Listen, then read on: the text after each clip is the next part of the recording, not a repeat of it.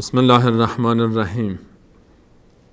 اللهم صل على محمد وعلى آل محمد كما صليت على إبراهيم وعلى آل إبراهيم إنك حميد مجيد وبارك على محمد وعلى آل محمد كما باركت على إبراهيم وعلى آل إبراهيم إنك حميد مجيد.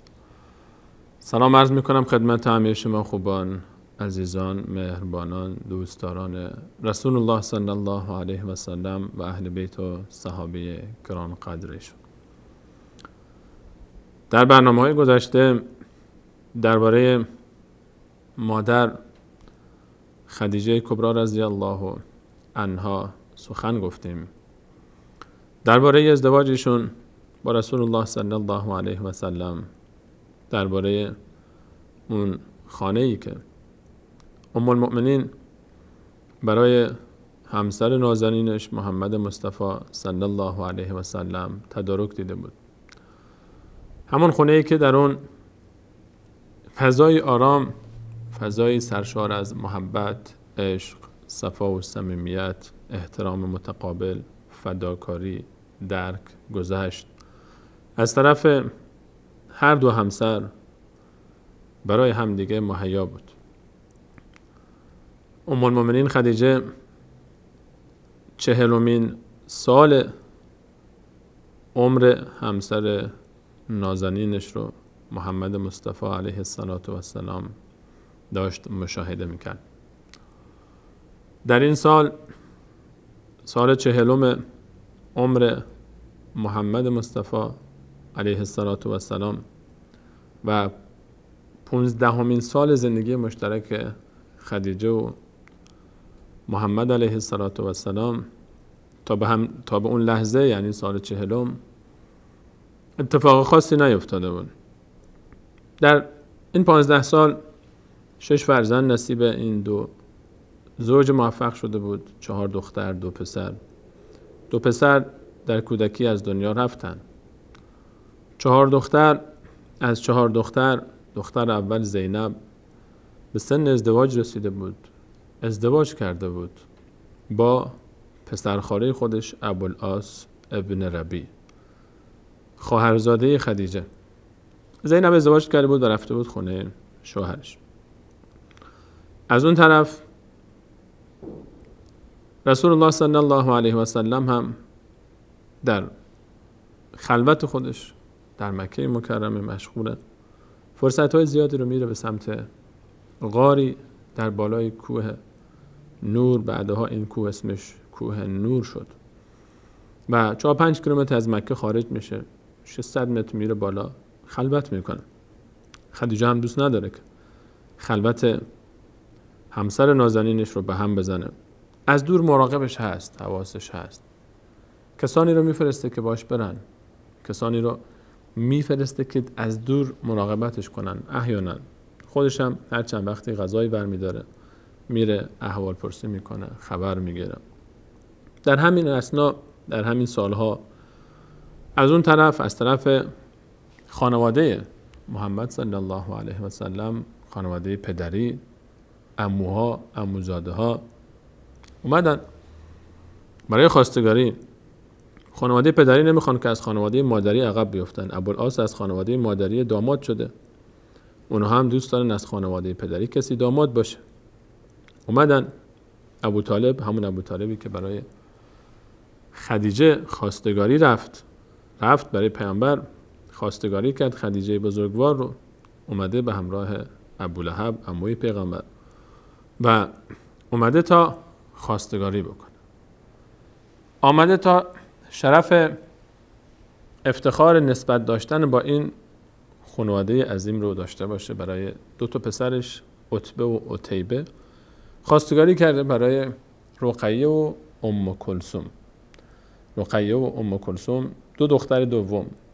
این 2 تا که رابطه بسیار نزدیکی هم با هم دارن، خواهر دومی و سومی که سنشون هم 1.5 سالی حدوداً با هم بیشتر فاصله نداره، همزمان خواستگاری شدن و موافقت شد با ازدواج اونها و به تعبیر امروزی عقد شدن برای پسر عموهای پیغمبر علیه السلام برای پسرعموهای خودشون عتبه و عتیبه، رقیه برای عتبه و ام کلثوم برای عتیبه، پسرهای ابو لهب، عموی محمد مصطفی علیه السلام، برادر ابو طالب، عموی علی. این اتفاقات در خونه خدیجه رضی الله عنها اتفاق افتاد. سال 40 الان یک دختر رفته خونه بخت، 2 دختر عقدن هنوز و پدر خونه میره در خلوت خودش و مشغول در خلوت خودش، دوست نداره فضای مکه رو انگار که اتفاق بزرگی قرار بیفته. از دیر وقت احساس عجیبی داره پیغمبر خدا صلی الله علیه و سلم. محمد مصطفی نمیدونه که قرار پیغمبر بشه، اما یادش هست که در بچگی چه اتفاقی افتاد براش در بنی سعد. اومدن قلبش رو شکافتن و در آوردن و شستن، تیکه رو کندن، انداختن، دوباره گذاشتن، دست کشیدن. اون رو در کودکی در بنی سعد یادش هست. اتفاقات عجیبی هم بعضی وقتها میفته، یادش هست. در مکه رد میشه، از کنار سنگ‌های بهش سلام میکنه، این طرف نگاه میکنه، اون طرف نگاه میکنه، هیچی نمیبینه، صدا میشنوه اما چیزی نمیبینه.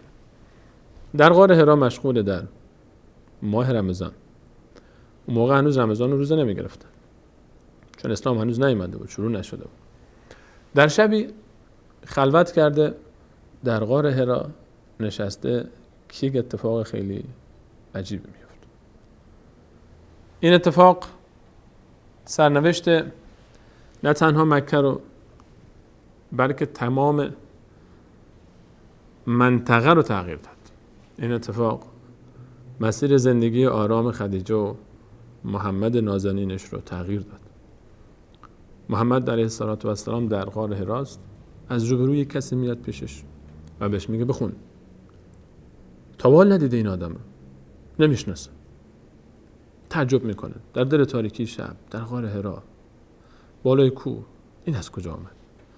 فرمود من خوندن بلد نیستم. دوباره گفت بخون، اقرا. گفت خوندن بلد نیستم. این دفعه اون محکم فشار داد، گفت بخون. گفت خوندن بلد نیستم. این مرد عجیب محمد امین رو گرفته در بغلش، فشار میده محکم، بخون. بار سوم از ترس این که به فرموده خودش، از ترس این که این دفعه اگر فشار بده میترسم جون من خارج بشه از بدن، از بس منو محکم فشار میده. گفتم چی بخونم؟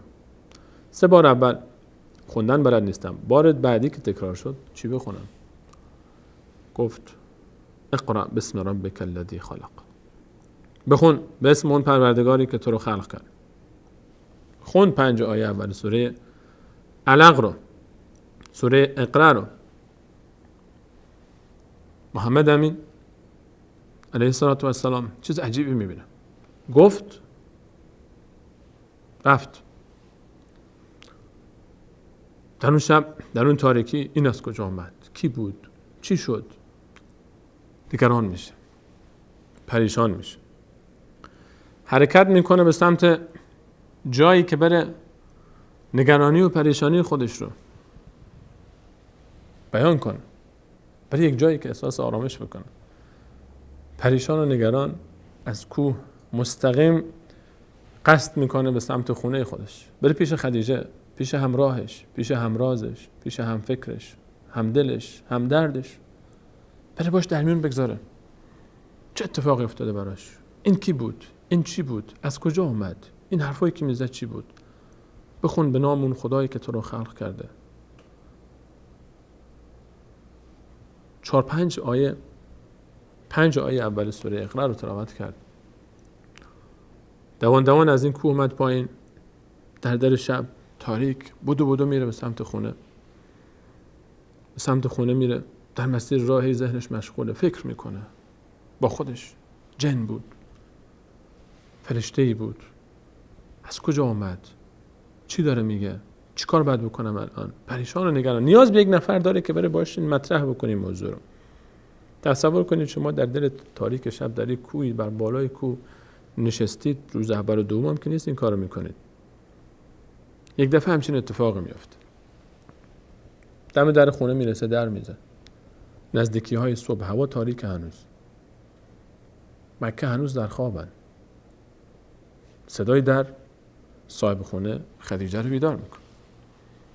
میاد پشت در، صدای همسر نازنینش محمد مصطفی است علیه السلام. تعجب میکنه.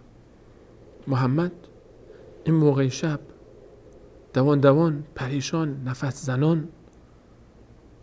محمد نازنین من کسی نبوده که از ماری بترسه، از عقربی بترسه. خیلی شجاعتر از اینه که از حیوانی ترسیده باشه بالای کو انقدر پریشان شده باشه، یا از یک انسانی که اومده باشه باش حرف زده باشه.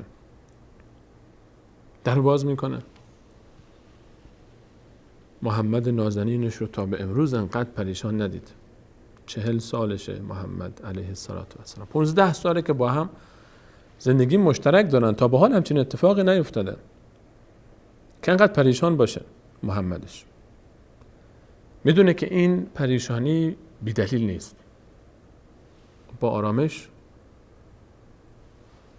میدونه که مهمترین مکان برای آرام شدن محمد نازنین آغوش همسرش خدیجه است. ازش استقبال میکنه، اون رو یک گوشه‌ای مینشونه تا آروم بشه. ازش میپرسه چی شده؟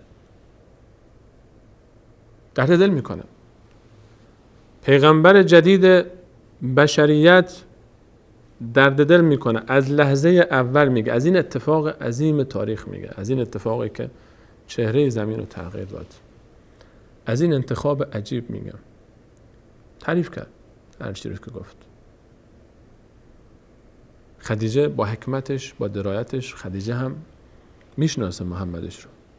خدیجه هم از کرامت‌های این آدم شنیده قبلا.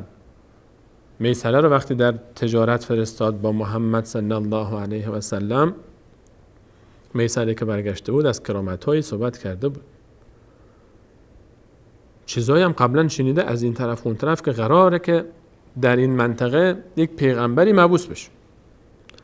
قبلا گفتن کتابای آسمانی قبلی پیش بینی کردن، خیلی از علما منتظرن در این عصر و زمونه بعد از اون اتفاق عجیب فیل یک پیغمبری قراره بیاد. خدیجه اینها رو میدونه. نگفت که آخر انقدر رفتی تو اون غار، انقدر نشستی، انقدر تنها نشستی، انقدر خونه رو ترک کردی که آخر جنی اومد سراغت، روانی شدی، دیوانه شدی، این حرفا چی تو میزنی؟ اینها رو از کجا پیدا کردی؟ نه، میشناسه مردش. مردش اهل خرافات نیست، مردش اهل دروغ نیست، مردش اهل کرامته، اهل فضایل اخلاقیه. گفت محمد والله لا یخزیک الله ابدا.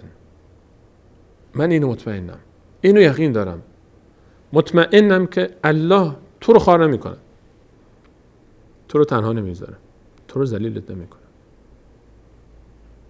تو کسی هستی که انک لتصل الرحم، تو پیوند خویشاوندی رو برقرار کردی.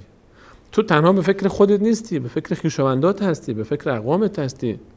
خدیجه میدونه که پیغمبر علی نازنینی که امروز تو خونه خدیجه است رو به خاطر کمک به ابو طالب آورد، به خاطر اینکه به خویشاونداش کمک کنه، رحم رو، صله رحم رو برقرار کنه. میدونه که زید رو چطور داره بزرگ میکنه، میدونه که به دیگران چطور رسیدگی میکنه، خبر داره. این صفاتی که میگفت تنها صفات همسرش هم نبود، صفات خود خدیجه هم هست. خود خدیجه هم شریک با همسرش تو این صفات. وقتی که میگه میدونم تو صله رحم برقرار میکنی، خودش هم داره کمک میکنه به همسرش. خودش هم اون موقعی که حلیمه برای ازدواج پسر رضایی نازنینش اومده بود 40 تا گوسفند رو بهش داد، گفت اینا رو با خودت ببر. انک لتصل الرحم و تصدق الحدیث.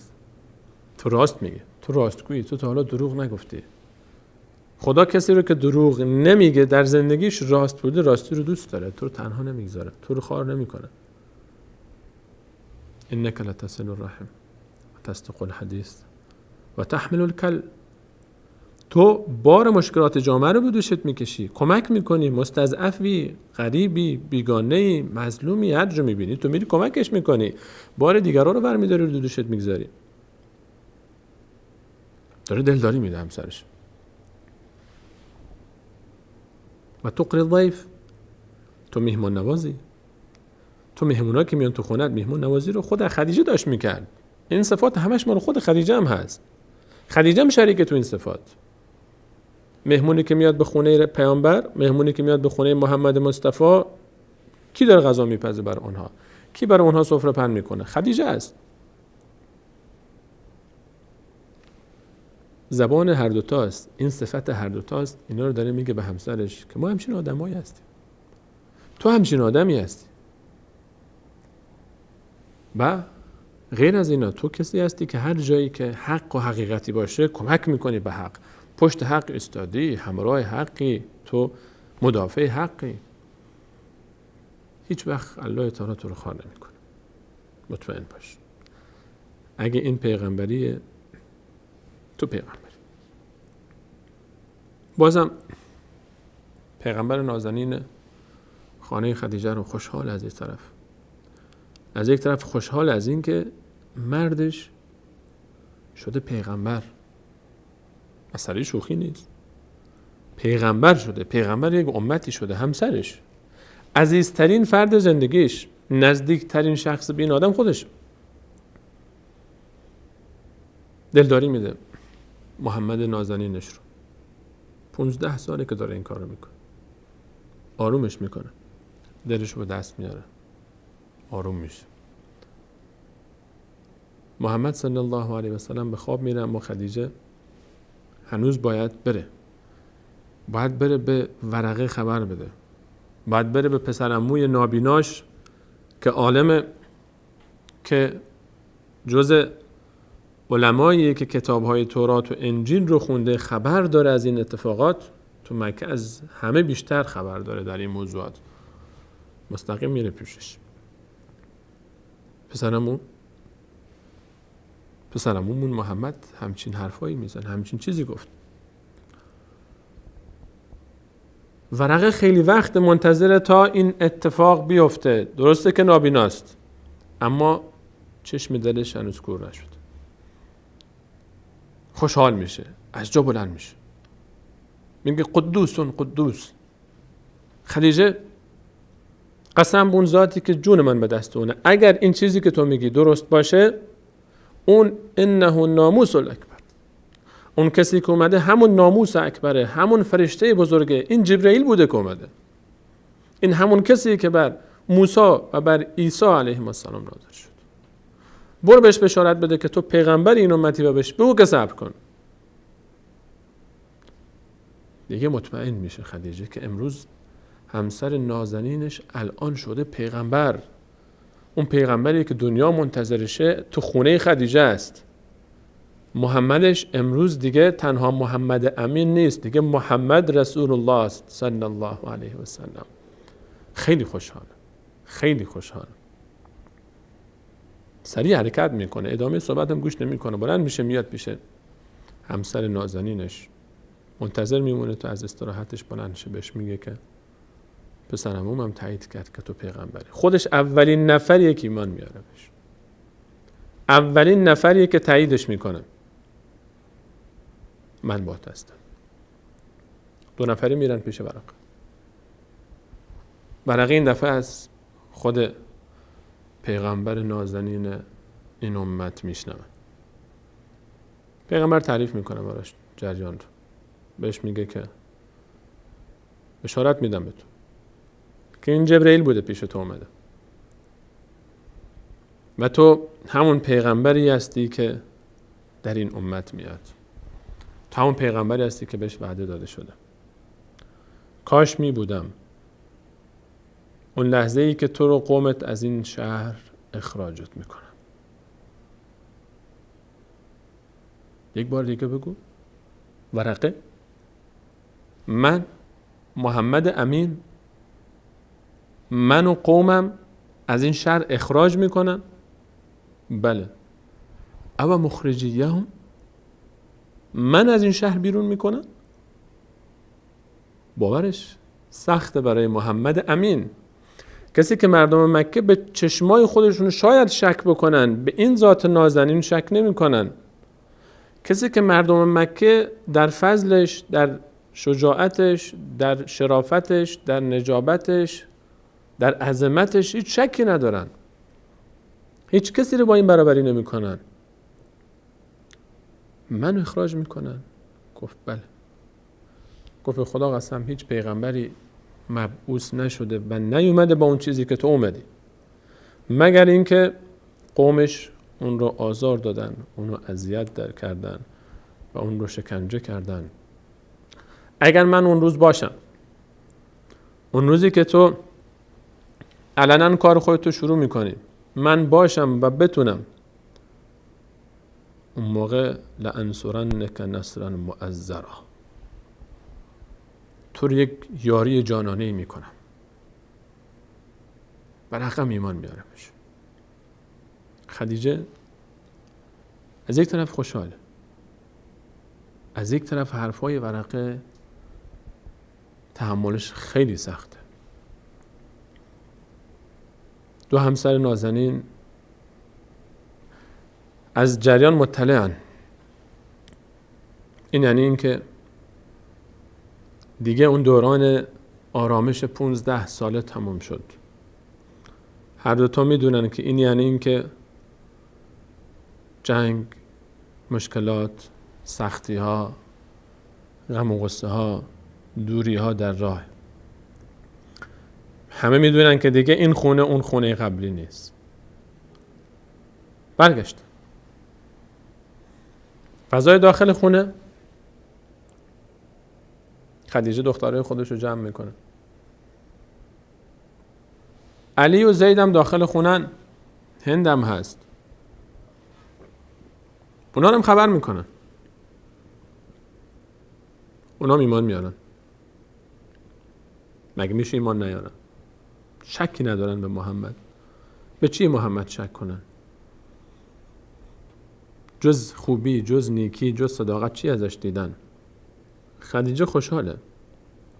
هر 4 تا دختر نازنینش، زینب و رقیه و ام کلثوم و فاطمه، ایمان میارن. علی و زید هم ایمان میارن. هند هم ایمان میارن. این کسایی که تو خونن. کم کم باید این دعوت شروع بشه. یه چند مدتی میگذره، خدیجه هنوز با این فضای جدید انس نگرفته. محمد نازنینش هم چند مدتی گذشته خبری نیست. دلش تنگ شده برای اینکه این شخص کمد چرا دیگه نمیاد. تا اینکه یک روزی در حال رفتن به سمت غار حراست، میره تا دوباره ببینه چه خبره. شاید دوباره بیاد اون دوست قدیمی، اون دوستی که برای اولین بار دیدش. خود ذات نازنینش فرمود که داشتم میرفتم، صدایی شنیدم، سمت چپ نگاه کردم، چیزی نبود. سمت راست نگاه کردم، چیزی نبود. سمت چپ نگاه کردم، چیزی نبود. رو نگاه کردم، هیچی نیست. پشت سرم نگاه میکنم، هیچی نیست. راه ادامه دادم. دوباره یک صدایی شنیدم. هر 4 طرف رو نگاه کردم، چیزی نیست. یک دفعه سرم انداختم بالا. سرم انداختم بالا، دیدم که یک تختی در آسمان، یک صندلی بزرگی به شکل تخت، یک موجود عظیمی روی این نشسته، از زمین تا به آسمان، از شرق تا غرب رو گرفته. جبرائیل امین رو به شکل اصلی خودش دید، به همون صورت ملائکیش دید، با همون عظمتش دید. اگر کسی غیر از محمد مصطفی بود، در جا قلبش از کار می استاد. این قلب قبلا بیمه شده بود، ضمانت شده بود. همون موقعی که در بنی سعد شکافته شد، برداشته شد، شسته شد، یک قسمتش کنده شد، دور انداخته شد، اون موقع این گارانتی شد، ضمانت شد، بیمه شد که الان طاقت دیدن داره. با این وجود فرمود که اینو که دیدم نتونستم تحمل بکنم. سریع برگشتم، نگران، مضطرب. اون بار اول به شکل یک انسانی اومده بود، این دفعه با این عظمت دوباره بدو کجا میره؟ میدونه که جز خدیجه کسی دیگه ای نیست که درکش بکنه، کسی دیگه ای نیست که اون رو بفهمه، کسی دیگه ای نیست که اون رو آرومش بکنه. میره پیش مأمن و مأوای خودش خدیجه دوباره. بار دیگه خدیجه همسرش رو این گونه میبینه، باز تعریف میکنه براش. همین که وارد خونه میشه میفرماید که زملونی زملونی دثرونی دثرونی، منو بپوشون منو بپوشون. احساس تب و لرز میکنه، احساس میکنه که خیلی مضطربه، تا به حال همین تجربه هایی نداشته، باید آماده بشه برای بارهای بعدی. این ذات نازنین اول راهشه، باید آماده بشه به خاطر تحمل یک مسئولیت خیلی بزرگ. خدیجه هم میدونه که دیگه الان دیگه اون موقعیت داره میگذره. وقتی کارون میشه ندا میاد، حالتش متغیر میشه، دگرگون میشه. خدیجه شاهد ماجرا است. مقداری کارون میشه آیه نازل میشه که یا ایها المدثر قم فانذر، ای کسی که خودتو پیچوندی بلند شو، برو و پند بده، بلند شو و حرکت کن. کار شروع شد، رسالت شروع شده. الان دیگه بعد وظیفه خودش انجام بده، الان دیگه بعد شروع کنه، الان دیگه بعد حرکت بکنه. محمد مصطفی صلی الله علیه و سلم رسول الله میدونه که دیگه ایام آرامش به پایان رسید. دیگه اون خونه آرام خدیجه دیگه آروم نخواهد موند. شروع میکنه به دعوت، از هیچ چی نمیترسه، حرکت میکنه دور بری ها رو. ابوبکر یار دیرین، یار نزدیک، ایمان میارمش، قبولش میکنه. از بچگی با هم همبازی بودن، همراه بودن، یه وقتی که میشناستش. کسای دیگه هم میاد، عثمان میاد، عبدالرحمن ابن عوف میاد، طلحه میاد، زبیر میاد، سعد ابن ابی وقاص میاد. کم کم دارن زیاد میشن. میره علنا خبر رو اعلام کنه، میره روی صفا، تپه صفا صدا میده همه رو جمع کنه، همه رو جمع میکنه. مردم جمع میشن. محمد امروز همه رو داره صدا میکنه با اون ندایی، با اون شعاری که وقتی مصیبتی میرسید، وقتی خبر بدی میخواست برسید، یک نفر میرفت روی تپه صفا با این کلمات، اصطلاحات همه رو جمع میکنه. همه جمع میشن. میگه که میفرماید اگه من به شما بگم پشت این تپه کسانی هستن که میخوان حمله کنن به شما، آیا موافق قبول میکنید حرف منو؟ گفتن بله، ما تا بالا از تو دروغی نشنیدیم. حتی اگر بیایم ببینیم هیچ چی نیست، به چشمای خودمون شک میکنیم، به حرف تو شک نمیکنیم. فرمود که پس آگاه باشید که جز الله تعالی هیچ خدای دیگه ای نیست، یک خدای واحد است، اونو بپرستید تا رستگار بشید. ابولهب، اما ابولهبی که وقتی که این جوان نازنین به دنیا اومد، روز تولدش، انقدر خوشحال شد که ثویبه کنیزی رو که داشت آزاد کرد. از خوشحالی ثویبه خبر داده بود به ابولهب که آمنه مادر شد، پسر یتیم عبدالله به دنیا اومد، برادرزادت به دنیا اومد.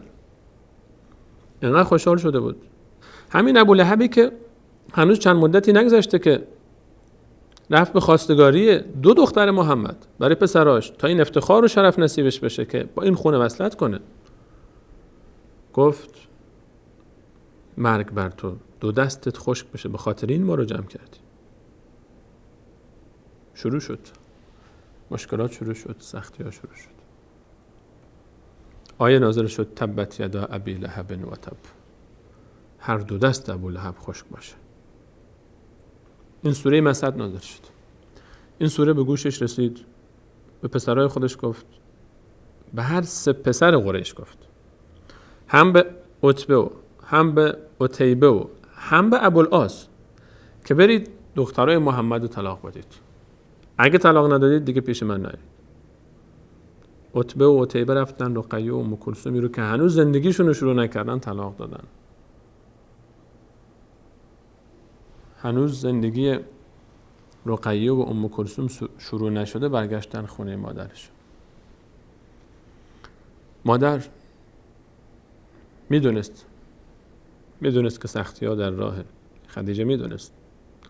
همون موقعی که ورقی این حرفا رو میزد انتظارش رو داشت.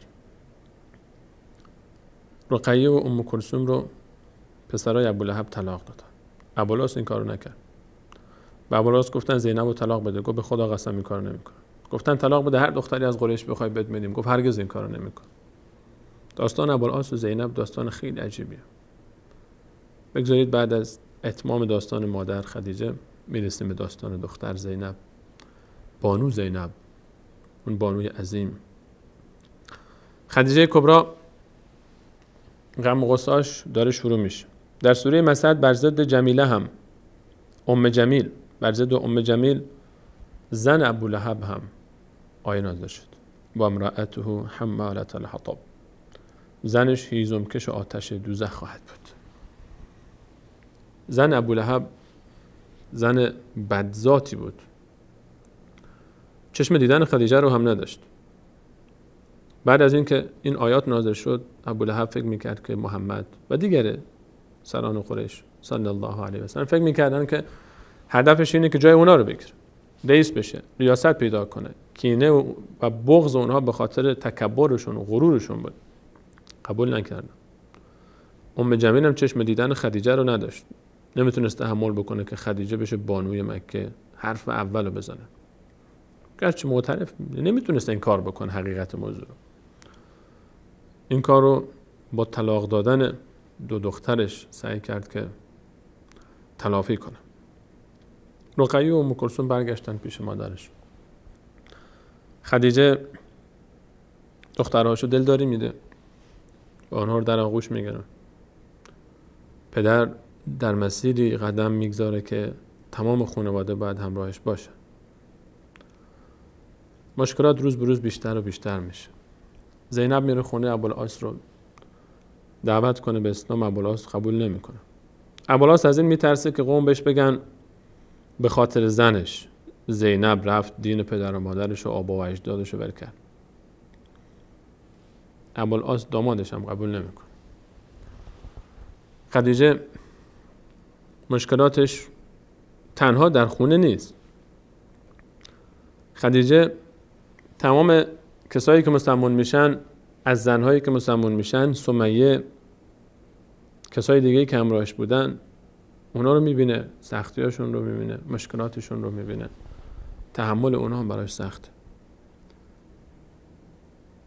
وقتی خبر شهادت سمیه میرسه به خدیجه تحملش آسون نیست. وقتی پیغمبر الله متعال محمد مصطفی صلی الله علیه و سلم همسر نازنینش میره از خونه بیرون دیگه نگرانه. دیگه مثل گذشته خیالش راحت نیست که این محمد کسی که مردم مکه حاضرن قطعه بشن تار موی از سر این کم نشه. الان مردم همه شدن دشمنش، به دنبال فرصت میگردن تا بزننش، اذیتش کنن، با زبونشون، با دستشون آزارش میدن. اون روزی که در کنار کعبه در حال سجده بود، عقبه ابن ابی معیط، اون انسان نابکار، اون ناجوان مرد، اون بدذات، وقتی اومد و پس افکنده های شتری رو یا اون بقایای وضع حمل شتری رو انداخت روی گردن مبارکش برای شستن سر و صورتش، به حتما به خونه برگشت. محمد نازنین همسر خدیجه بزرگوار وقتی که به خونه می رفت و خدیجه میشنید و میدید که دشمنان چیکار دارن میکنن با این نازنین، آروم نمیشد. نمیتونست به راحتی تحمل بکنه که این گونه به همسرش اهانت بشه. کاری هم نمیتونست بکنه. جز صبر، جز استقامت، جز تحمل کار دیگه ای نداشتن بکنن.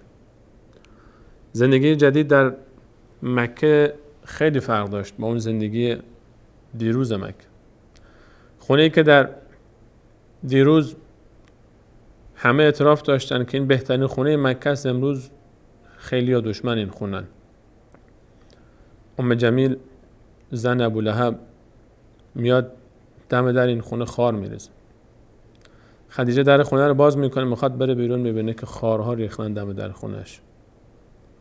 جلوی پای همسرش خار میریزن، جلوی خودش خار میریزن، اونو خار میزنن با زبونای خودشون، ازار اذیتش میدن. این وضعیت جدید در مکه است برای خدیجه. خدیجه آماده است برای تحمل هر مشکلات و هر سختی. 55 سال سنش، اما ایمان آورده به محمد نازنینش و ایستادگی میکنه و مقاومت میکنه. اجازه بدید بقیه موضوع رو در قسمت بعد با هم بررسی کنیم که چه سختی هایی رو تحمل کرد خدیجه کبری در مکه مکرمه تا آخرین لحظه حیاتش، تا اون روزهایی که در شب ابی طالب سختی ها کشید، مشکلات دید، مصیبت ها دید. تا برنامه بعد همه شما عزیزان رو به الله متعال می سپارم و از الله تعالی میخوام که همه ما یارانی حقیقی برای اون حضرت و اهل بیت و صحابهش قرار بده.